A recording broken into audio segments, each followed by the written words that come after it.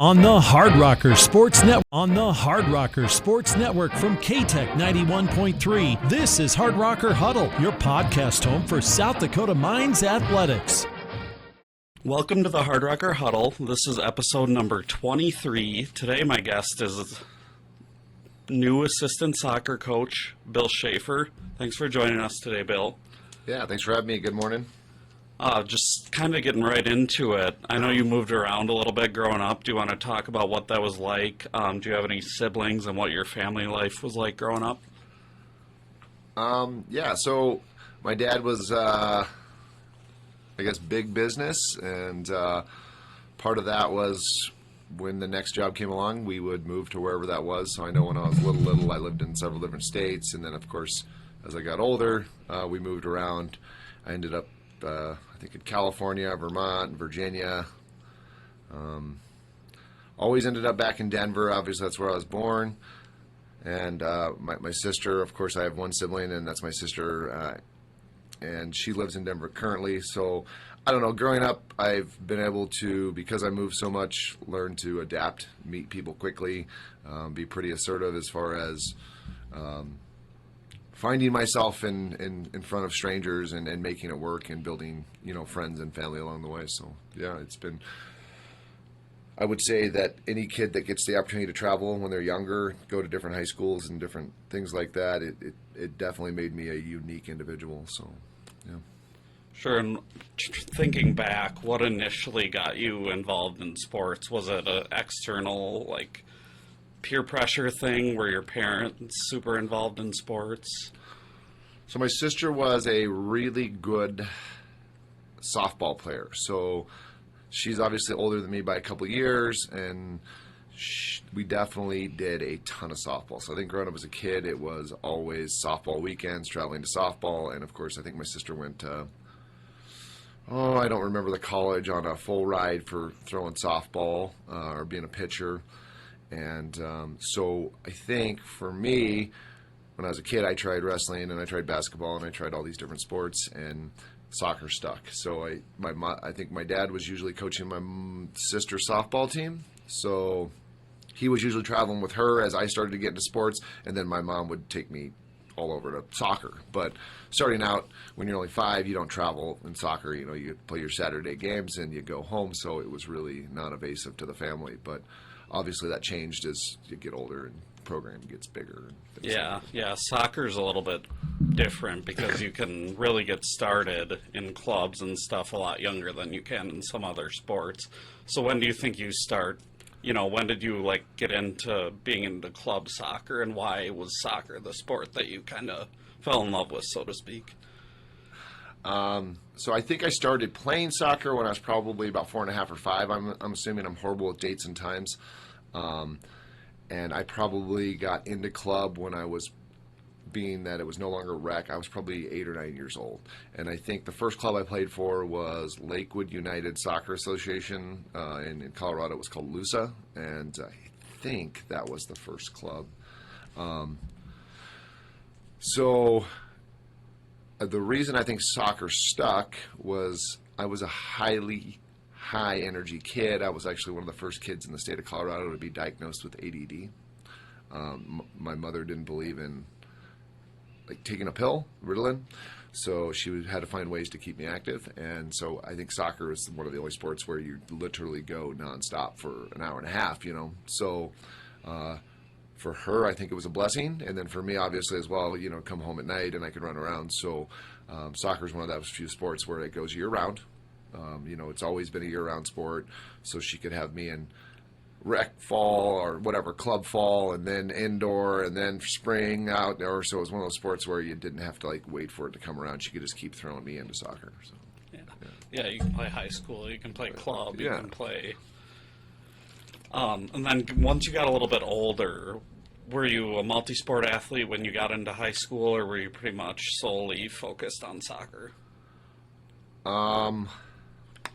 High school. So solely soccer. I did dabble in other sports. I think when I was living in Virginia, I joined the wrestling team because I had a past in wrestling, but it never stuck. I think maybe I ran cross country here and there a season or two, but I think that was just to kind of stay in shape, and it wasn't. Let's be honest, running in a circle is not awesome, or just running for no reason. That's just me. So when there's a purpose of like scoring a goal or something, it made it fun. But going out and running 5 miles, that was So I don't think that one stuck very well. Yeah. And then what was your high school career kind of like playing soccer? Your club career as you got older? It's tough because I don't think I loved the sport. I think I was good at it. Or I believed I was good at it. I played hard. But I don't think it was ever a sport that I ever said, "Oh man, I'm going to be a professional." I just never said it in my head. So played through high school. I think lettered and did all that stuff you're supposed to do. But it never was a thing where I was like, "Man, I'm going to take this all the way." And I have a 9-year-old kid that he's 9, and he'll tell you today that that's what he's going to be, and he practices 5-6 days a week. He spends an hour and a half, 3 days a week at practice. He goes home and spends an hour a day on the field at our house, because we have a soccer goal, and he literally thinks this is what he's going to do. And so it's tough because it never really struck with me. I like sports. It made me got friends, and I got the caveats of being able to go to school and all that stuff. But I honestly thought when I made the change into college, and I was like, hey. I made the choice to follow a girl and go to the University of Northern Colorado. When that happened, I never thought I'd touch a soccer ball again. It was a weird one for me. I just was like, I'm done. Like, that was 18 years of my life or whatever it was, whatever the amount of years is. And I was like, I'm done. It was fun. I loved it. I loved the sport. Still watch it. I still play, but it never really was something that I was like, it's going to change my life. And so it's why it's funny that I'm coaching full-time now. So I probably went far left on that question, so I'm going to take that. But it was something I was actually figured you gave me a list of notes, and I read it, and I was like, honestly, soccer was never – I loved it. I played it 5 days a week, but I just never thought I would ever make a profession out of it. Yeah, and you did briefly touch on your college career a little bit. You went to Virginia Tech for a year. What kind of, I guess, what brought you to Virginia Tech? What was that recruiting process like, and why Virginia Tech? Well, it was weird for me because for me, I was living in Virginia, my sophomore, junior, maybe half of my senior year. I don't remember. And I ended up actually moving. And all my buddies were going, working through the process of finding a school in Virginia. That's where I was living. I ended up moving I think it was my senior year back to Colorado, and I was in this weird spot, and I didn't really know where I wanted to go, and I'd already applied there, and I already applied to this UNC, and I've already looked, and I've already done the kind of the tryout process thing, and I met this girl, and I'm not blaming her. By no means, but I was like, so I went and I did start with Virginia, and when it came to push come to shove, kind of like I said earlier in the caveat, soccer wasn't important to me, and so I made that choice, and I was like, I'm going to go, and I'm going to go to this, and I picked this school that was, I don't know, it's maybe an hour from Denver. My girlfriend at the time was still in high school, and of course, when you're 19, that's the love of your life, so you're like, oh man, I'm never going to get this opportunity again. And so for me, it was a really weird time in my life, because it's even to this day, I probably regret not staying with it, but I think maybe if I would have stayed playing soccer, I probably would have never done much with it anyways, right? It was one of those things where I was kind of like, so I guess maybe it's a blessing in disguise that I didn't continue, and for me, I was never a big school guy. I did obviously complete high school, and I completed college, and I did all of those things, but it was never something where I was like, man, I loved college. Like the day I graduated, I literally walked off the stage, went to my house, everything was packed up, and I left. And I probably talked to 2 people from the college. It was a phase in my life that I didn't know what I was doing, and I think I went to school because it was what you were supposed to do, right? Sure. That's what you were told to do. And so I'm sticking by my choices. I like them. So ultimately, college was, again, I don't know if college was really the thing for me. I did it, but yeah, it got me to where I am today. Like I kind of said, all these random events in my life, traveling all over, going to different high schools, it made it tough because you didn't have a lot of great friends, and you don't, like I always tell people, they ask you dates, they're like, hey, when did you graduate, or when did you, and I'm like, dude, I don't remember most of the stuff. Just from, I was always moving, I was always going someplace, so it was always kind of an event in my life. It's just the next phase, and I move on to the next thing. So, sure. And you kind of mentioned a couple times that you didn't really see a future in soccer. When did that sort of change? Was that when you had a kid and he started getting into soccer, or what, I guess, brought you back into soccer? So, like I said, I've always watched it, and I've always kind of stayed in contact. Like when I lived in Mexico, we watched the World Cup on a giant, I don't know what you want, like a Teletron in the middle of their square in Mexico, and they'd shut down the town. So I still always loved the sport. I love to watch it, right? So yeah, you're right. I had a kid, and he's fairly active, and I was like, oh man, we're throwing him in soccer. And of course, I like to teach, and they needed a volunteer because it's rec, and I was like, well, I'll do this. And, it was only a couple days a week, and then it turns out that maybe I was good at it, right?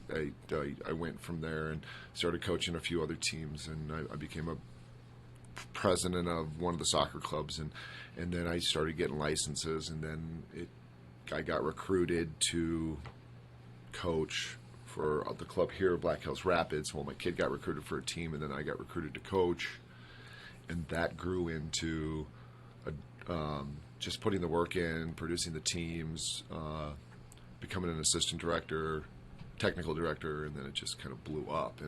And so I was doing like 40 hours a week for soccer and working a day job. And of course I did sales, and for very, very, I don't know, maybe the last 10 years, I don't know, last 7 or 10 years I've been doing sales.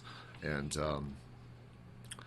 it was tough to balance both because, you get off work and at 5 o'clock you're on the fields and you're out there till 9 p.m. every single night, and you do it 4 days a week, and then you travel every weekend, and so I never saw a future in it until all of a sudden I was coaching and I loved it, and so I love it because of the impact we have on the kids. And I say kids, that's college men down to your 3-year-olds that are starting for the first time. You're impacting literally kids' lives every single day. And we don't know their background, their circumstances. All I know is I have that kid for an hour a day, and they're smiling, and they're having fun, and they're safe, and obviously they're finding the love of this sport that I obviously love. And so it was funny that it went from a blank of my childhood to a kind of a career. So yeah. Yeah, you kind of mentioned some of your experience with the club. First, it was Sturgis Soccer, correct, where you were president? That's it. What was kind of the evolution there? Where did you start there, and then how did it evolve into becoming the president of the board? So it's a small town program, and they do, again, like any small towns, they do the best with what they have, with the resources that they have. But they have a rec program like every other city in the nation, and those programs are run off volunteers, and a lot of times what you get is you force parents, voluntold parents to, hey, if you want your kid to play, we need you to be a coach. And that kind of was the circumstance where it was like, hey, we signed them up, and they're like, hey, we need a coach. So I was like, well, I can do this. This is no problem. And so that went in, and then, the program itself has been around for a long time, and I was like, well, I think I can help the program. I think I can jump in. I think there's some things we can do. And so I got voted on the board, or I ran for the board, and I can't remember my original position. It could have been sponsorship. I don't know. I got a board position, and that was good. And the current president, I don't know how long I was on the board for, a year, maybe or two. And the current president been on there for a very long time, made a decision to step down. And so I said, well, I'm willing to throw my hat in there. And I think there might have been 2 of us, and I don't remember. But got voted in, and I ran the program as the president, I think, for about a year. And like I said, my son, he was playing rec up here. We just signed him up for an extra day of training in Rapid, and then their assistant director for the club team asked him to come down and start playing for the Black Hills Rapids. And this was the old director of PreSelect, and then he recruited me to come in and coach a team. And so when that happened, I went from a volunteer position as the president and a coach for Sturgis to a paid position at a rival club or a different city. And so obviously conflict of interest. I couldn't continue to be a president and get paid from another club. So I think at our annual meeting, I stepped down, thinking it was probably the most ethical decision. Sure. What was your initial, when you got that coaching position, what age groups were you initially working with? Oh, 4-year-old maybe? I'm trying to think. Probably 4-year-old. I think it was U4 or U5. I mean, they were little. And, yeah, they were little. And, of course, they're fun at that age. And yeah, I had a blast doing it, and then you start getting more involved with different teams. And I can't remember all the teams I helped with, but I know at one point I was helping with the high school, the Sturgis, like the U16 or the U19, I can't remember. One of the rec teams that was the whole high school team. And so it's one of those things where you jump in. When you're in a small town, you jump in where you can. You know, you one day you're the president, the next day you're mowing the yard or mowing the fields, or there was, you know, a buddy of mine that was painting the fields, and then you're setting up for tournaments, and it was just all hands on deck, and you did whatever was asked. And you know, so it was one of those things where you could learn a lot if you're willing to learn a lot and listen and take feedback. So as small as it is, because it still has to be run by a board because it's a non-profit, you learn a lot, right? And you kind of got your hands in all positions. So you get a pretty good synopsis or background. Yeah, and then you moved on to the Black Hills Rapids, obviously a little bit bigger organization, bigger city. What was it kind of like to initially get into that, and then obviously you kind of worked your way up in that organization as well? Yeah, I showed up to the first practice when I got asked to join or got recruited, wearing all Sturgis gear because that's all I had. So it was funny because all the coaches made fun of me because I didn't. I just, you know, I'm not from here, small town, and so obviously the more I was on the field working with the kids, the more people started to take notice, obviously, maybe that I knew what I was doing. The kids were passionate about being on the field for me. And I can't remember what age group I started with. That moved on to a different group, and I had them for a couple of years. And it was just where you start putting the work in behind the scenes, which people don't know, and you're getting your licenses, and you're building training sessions, and you're going to trainings in Denver, and you're going to symposiums, and you're going to these United coaching conferences all over the nation, and you're just going. And you do it on your free time, and you sacrifice your weekends. And then an opportunity came up I was the assistant technical director of PreSelect, and he ended up having to move because he was from the Air Force Base. And he recommended me to take it, and actually they originally were like, we don't know if you have enough experience. And then they came back and made me the offer. And I'd have to ask them to this day, but I know the teams that I had were very high level.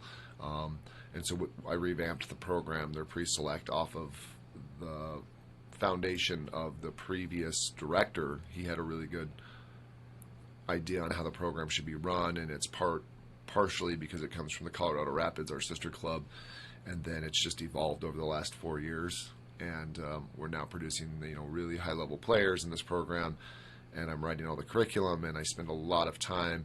And so the average coach would put an hour and a half in 3 days a week or 2 days a week and coach a game on a Saturday. When I went full bore with Black Hills Rapids, I was coaching every weekend. I'd coach any team. I didn't care. I don't need a kid on my team. I didn't need my kid. I just needed kids. Any kid that wanted to come out and play. And so every opportunity I had, I grabbed at it. And so that's always been my personality. Go at it 100 miles an hour and don't fail. And if you do, try again. And so most of the opportunities in my life, I was like, I'm gonna throw my hat on this. Let's give it a try. And perseverance paid off. And So started working my way up through the club, putting the work in, going home at night, writing curriculum. And then obviously when I got that pre-select director position, it was a lot because now I had to foot the bill, right? I got it. Now I have to figure it out. I have to go through, and I'm working with all the directors, and the program has really developed itself, and it's a very high-level program. And so that was probably my favorite thing to see come through. And then I became the director of their Center of Excellence, which is a program that links rec to the select program, and it's for 6, 7, and 8-year-olds. But with the club, I've coached almost all of the teams, all the age groups. I'll cover it. Like I said, for tournaments, I will jump in for whatever team needs a coach. I'll cover, and it's still, even though we're a club of thousands of kids or whatever, 1,800 kids, it's still all hands on deck, right? Because at the end of the day, if a team doesn't have a coach, they don't get to play, and so now it's about the kids. And so it's just been a different process, and it's kind of moved itself. And then it became forefront for me. I accepted last year the directorship for rec, and that's when it became 40 hours a week. Maybe it was a year and a half. I don't know. It was a while back. And then it became 40 hours a week, where I was balancing a day job and doing soccer. And people are laughing at, oh, you're going to get burned out. And I'm like, that's just not me. I don't burn out. So I just kept going, and I kept going, and I said, I think this is something I want to do. I don't see myself doing anything else, and so I want to be the best at what I'm doing. I don't like to fail, so I put all my time and energy into making it right and figuring out what I'm doing wrong and watching soccer and going to wherever. I drove from Sioux Falls, South Dakota last weekend to Denver. Well, I drove from Sturgis to Sioux Falls for a tournament, was there for a day and a half, got in the car, drove from Sioux Falls to Denver for 10 hours to go to a day and a half training, to then drive back from Denver to Sturgis. And, it's whatever it is, 26 hours in a car or whatever it turned out in like a 48, 72-hour period. But that's what you got to do if you want to learn. And I got to spend an hour with the first team from Colorado Rapids, meet one of my favorite players. So watch one of the best MLS coaches coach, watch him run a session, ask him questions, just spend time with him. So there's not a coach, very few coaches, if at all, in this state of South Dakota that gets this opportunity. And why would you turn that down, right? Yeah. I'll make a 10-hour drive, but it takes a ton of work. And so that's a long-winded answer. That's what I got for you guys. Sorry. All good. You mentioned pre-select and select. What's the difference in the age groups for those? So pre-select is U8, U9, and U10. So that's under 8, under 9, and under 10. It's a pre-academy or a pre-select coaching that we run the exact same schedule as the select. So they practice 3 days a week and they travel to tournaments, but they step into the program. So we, as bad as it sounds, we begin to recruit kids at 7 years old into the selection. And we're not, so that program works where we start to bring the kids over. They get into more formalized training, professional coaches, coaches with licenses, paid coaches instead of rec volunteers. And then they run in the pre-select what we call circuits. And the circuit is all the kids come out. So there's 150 kids between U8 and U10 pre-select, 150 kids. And they come out on Mondays. They all run the exact same curriculum. It's what I write. It's what I tell, hey, coaches, here's what we're working on today. Highly technical. And all the kids rotate through different coaches. So you don't just get the same coach. It's, hey, we're going to get different aspects. Because the idea is, can the kids have the same style of play throughout the club? Can the coaches see the style of play throughout the entire club? And then on Tuesdays, we do the exact same circuit. But they do it with their head coach. And then Thursday, they have a team practice. And so the select does it 3 practices a week, the exact same times. We practice on the same facility. And so what we're doing is preparing these kids to step into the U11 select, which is a lot of travel, higher end coaching. Obviously, we were expecting them to have a little higher license and things like that. And so that select part of it, we I think it's more the pre-selects for, because I think the kids, if you told them they had to be on the field 7 days a week, most of them would do it. But it's more to how to ease the parents into it, because it is a lot. At U8 pre-select, they're allowed one in-town event per season and one out of town. U9, it's 2 out of state and 1 in town, and then U10 is 3 out of state and 1 in town. Well, out of state in South Dakota, because in the Black Hills we're on an island, everything's 6 to 8 hours away. So it's a huge commitment to ask a parent of a 7-year-old to get and drive to Denver, spend $300 or whatever it is on a hotel. So we got to make sure that our teams are really working hard, and the kids are learning, and that obviously parents are paying the bill. So they've got to have value there. Sure. So You mentioned writing some curriculum. How did that kind of work when you're writing curriculum for multiple different ages? Is it the same curriculum for each age, and then you have to meet with all the different head coaches and go over it, or what does that process look like? So curriculum is probably my favorite thing to write. I learn more from it than anything. We share a ton of it with the Colorado Rapids, so we get some input there. And then, of course, Dave Sharp, who's the director of the club, he's a level A licensed coach, so he's probably the highest ranking coach in the state of South Dakota. I spend a lot of time with him. We share a lot of different sessions, and we have an actual tool where all of our sessions go in there, and we can share it amongst our club. And yes, so the curriculum changes for all age groups. In the pre-select, what they'll get is a sheet, and it'll show them 4 activities for our circuits. It'll have a detailed breakdown of field size and what they're expected to do, and how the players should be, what they should be performing, what are the coaching points, and then we'll have a regression for the U8s that says, hey, with the younger groups, can we get this out of it, right? Run the same thing, but can we get this out of it? With the U10s, as they become more masterful on the ball, there's a progression. Okay, now we've hit here, we've seen that they can do it. Can we step it up? Can we make it a smaller space? Can we add an additional defender? Can we do so? We give them the tools to say, I think we've mastered this. What's the next step? And because they run the circuits the exact same thing 2 days in a row, you'll see the U8s by day 2 need a little bit of progression. You'll see the U9s need a little bit.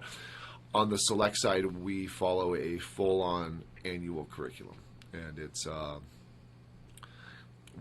1 week it's for the entire year, but let's say how it goes. We're building out of the back, we're building through the middle third, we're working in the final third, we're working on technical, but we have an entire year planned.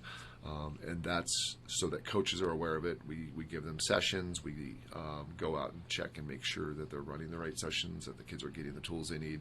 A lot of coaching around the U.S. is done like, oh, we watched them play this weekend and they didn't finish well, so we're going to work on finishing this week. And so let's throw a Band-Aid on the problem we solved, so the next weekend you see a new problem, and so you're basically just chasing around trying to put fires out instead of going, let's make a well-rounded player. And so that's what we're doing at this club is let's not worry about the fire today. We notice it's an issue, but let's just keep making the well-rounded player, and eventually we'll get to that spot that we found weakness at, because they need the full education to understand the entire game. And the game's highly complicated, and it requires understanding from where the ball starts with the keeper to where it finishes in the other keeper. And it's not just let's put a fire out because we can't do this or we can't do that. Sure. And you worked with those 2 clubs for a handful of years while continuing your other full-time job. Yeah. And then That's fun. Recently, I guess a couple months ago now, you finally made the jump to become a full-time coach. What, I guess, made you initially make that decision, and why South Dakota Mines? I think they asked me that in the interview too, or something similar to that when I actually interviewed for the job. And to be honest, I mean, it's probably a twofold question, but I think South Dakota needs a ton of work in the soccer realm. I mean, I think we're a little bit later to the party with soccer. We don't have near as many kids. Obviously, we're a state of less than 1 million people, so. It's a great sport, and the kids love it, and I think that if I can contribute to the community, even at the highest level, at the collegiate level, and help them grow, then I can honestly tell you that I've worked with kids from 3 to 20, whatever, 6, 25, 24, whatever the age is, depending if they're grad student or not. So for me, it's can I continue to impact the community? Can we see this great sport grow? Can we add to the South Dakota experience? Because, can we get these kids the opportunities to go to colleges or maybe even a career? What can we offer these kids? Because they put a ton of time and South Dakota is a tricky one because we don't have 10,000 kids in our club. I mean, we can go out and handpick the top 18 players, and I have the best, I have 18 of the best players out of 10,000. We have the players that we have, and I think part of it is if you want to be a coach, South Dakota is a great place to be because you have to coach, because you get every different ability, and you have to take these kids and produce a team of quality that can compete because parents want to compete, but it's hard when you're competing with, we have 400 kids in our select program and Colorado's 10,000 or whatever that number is. So we take the kids that have heart and passion and work hard and want it, and that grew into us having really high quality teams, and we're starting to compete nationally. And so it was scary to quit my day job and obviously come to this, but I just know that when I talk about soccer, when I'm on the soccer field, it's my favorite place. And, having that discussion with my wife, like, hey, look, I think I'm going to do this. She's like, all right, let's do it. Like, I fully support you. And I was like, awesome. And it was tough. But I think it was the right move. Obviously, the school took a chance on me because I don't have a college background as far as coaching. And I know that that's probably a big, can be a big deal, especially in a Division II school. But I know originally, I think Ryan, my initial interview, it was a phone interview, I was actually turned down. So, I'm okay with that. I'm used to. I was turned down for the original PreSelect director as well. So I actually didn't really think much of it and just moved on. And then I wrote an follow-up email to him. And I was like, hey man, look, I promise you, I don't like to fail. I have to check. I see it's still open.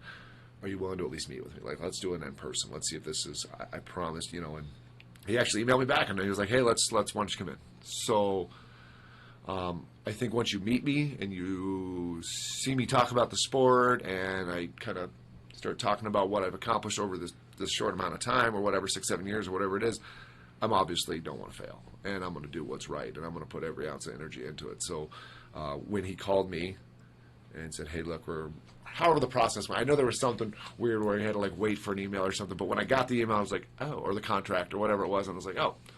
I kind of chuckled because then I was like, oh crap, I was like, oh wait, am I really going to do this? So I sit at home, and it was a week where I was like, I don't really know. Okay, so I did it, I got it, but am I really going to do this, right? Am I really? Okay, so it's a big jump. So, yeah. I did it. Obviously, I'm here, so it was good. It was good. Yeah, and then you kind of hit the ground running right away, too. I mean, I believe it was mid-late February, and then spring practice started pretty much the next week. Yeah. So how was that to be able to, get into that right away and then go full bore right away for that first month? So I actually loved it. I worked with Coach Ryan. He's obviously an experienced coach. And he kind of let me just jump in and do my thing. I mean, I love curriculum. It's my thing. And I fully understand what to write and how to write it. So he just let me kind of go at it. And, of course, I shoot it over to him every day and say, hey, here's my concepts. This is what we're working on for this. And he'd be like, hey, let's work on this. And I'd put something together. And he'd be like, yep, let's run that. Looks good. And curriculum, so everybody understands, it's like a lesson plan, right? What's our goal for the week? What's our goal for the month? What's our goal for the season? And then we try to build off of that. And so it was awesome. I mean, to be honest with you, the men on the team or the boys on the team, however I refer to them as boys, they're impressive because I think any other school in the nation, and there's probably other schools like the South Dakota School Mines, but these boys put a ton of time into their schoolwork, and then we demand or ask or whatever for them to be on the field 4 days a week and then travel, and play games on the weekends. And so we do the same thing in the club. So it wasn't surprising to see it at the college level, the amount of time, but then to see how much time they put into their studies and how they have to how academically high this school is and what they expect from these kids. It's a mind blower that these young men can actually juggle both the school and the sport aspect. And so you actually have to be fairly humble with these boys, because they could probably quit the team at any time and say, look, man, I'm here to get my degree, and they keep showing up, and after a bad loss or a bad practice or whatever. So they work hard, and they give me an hour and a half, and they're a hard-working group. But I think they're highly emotional, and so I think maybe the younger kids are sometimes easier to work with the emotion, because they're not, the younger kids are like, okay, this is a parent, I'm going to listen to them. Now we're dealing with older guys that are trying to juggle school and emotions and girlfriends and real life and graduation and all these things. And I guess I don't remember it, but now that I've seen it, I'm like, oh man, it's a daunting task. Where am I going to live next semester? Am I going to stay at this school? All of these things going on.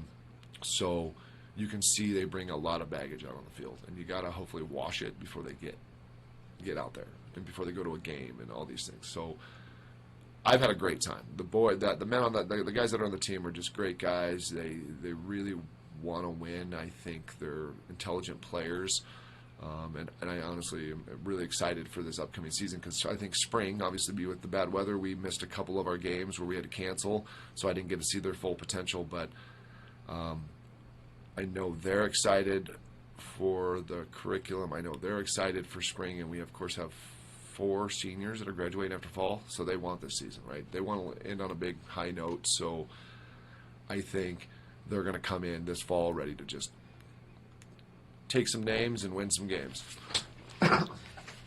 Yeah, and then obviously you've been recruiting a little bit as well, but that's not much of a transition for you. I mean, you've kind of been there, done that. You travel. I mean, you recruited for PreSelect, you recruited for Select. So what's the main difference, I guess, between recruiting for college and recruiting for, younger age groups?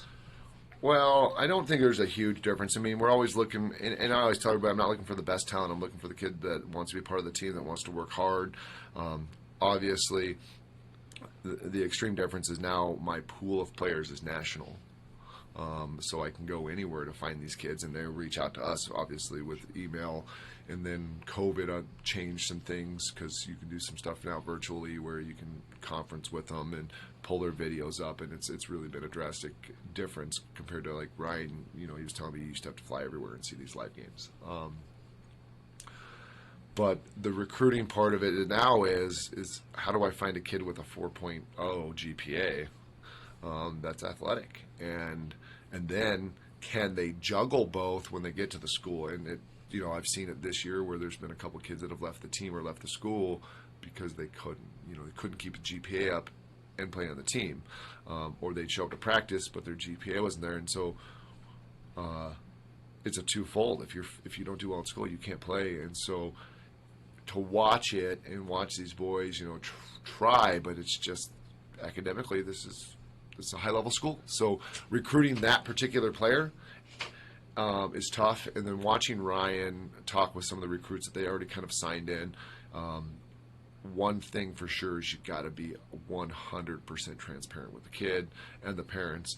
Like, this is not a cakewalk. You're going to come in, and school's going to be tough, and we're going to ask you to go to practice. And so I know that the first time I heard Ryan say it to a parent, I was almost cringed. I was like, man, you're not selling this, right?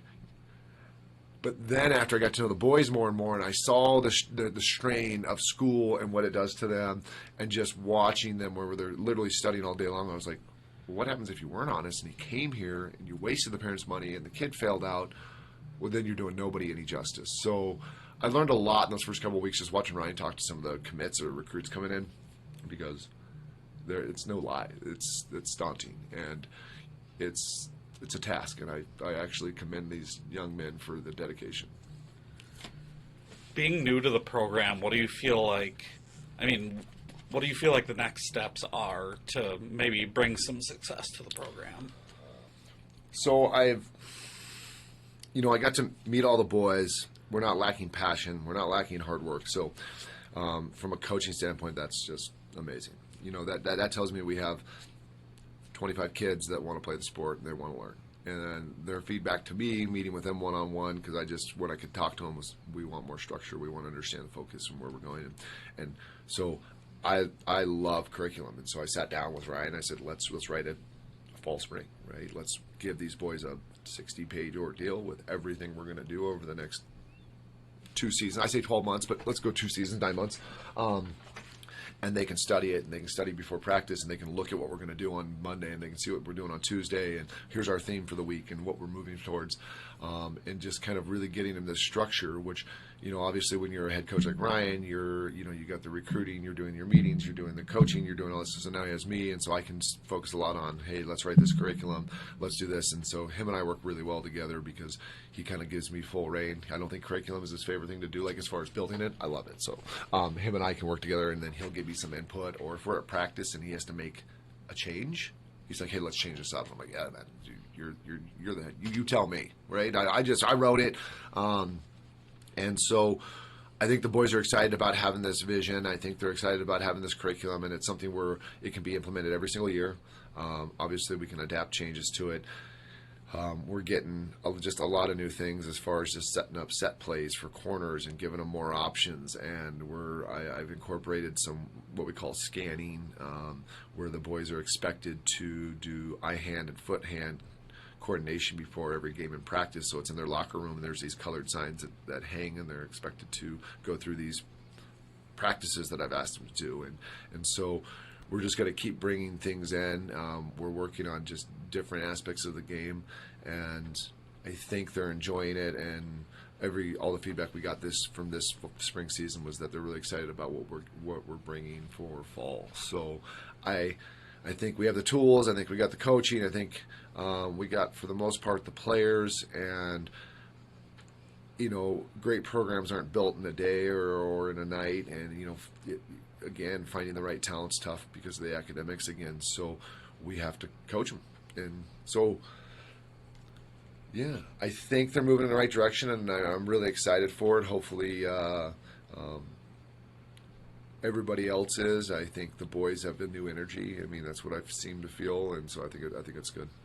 Sure, and then probably a little disappointing to get started right away and then have them be done after March. So now you got to wait again until August 1st, basically, to work with them again.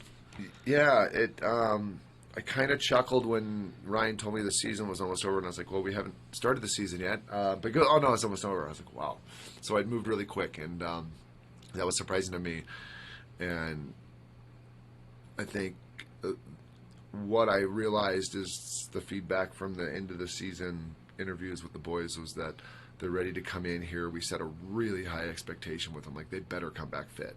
And they better come back in shape, ready to go. Because if they really want to win, and they want to, in this senior, there's 4 or 5 seniors, like I said, that are graduating, they really want to win, they better come back. Because if we have to waste 2 or 3 weeks getting them back into shape to then get them on the field, we're already behind everybody else. So every interview we had, I mean, it was me and Ryan, literally, you better come back.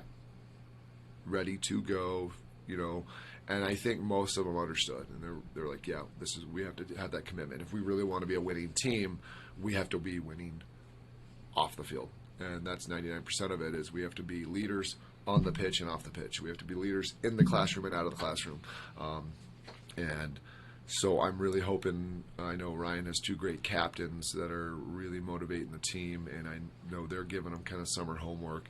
So if we can get these boys coming back, excited, ready to win, in shape, we can hit the ground running. And so I'm excited.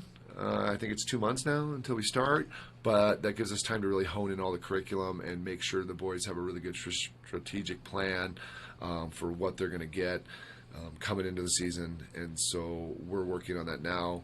So I think maybe having a small spring season got me my feet on the ground, got what my feet wet, and then I got some time to see the boys, see what they kind of need. I can now build the curriculum, and so when they come back in fall, it's going to be 100 miles an hour. Like, let's go.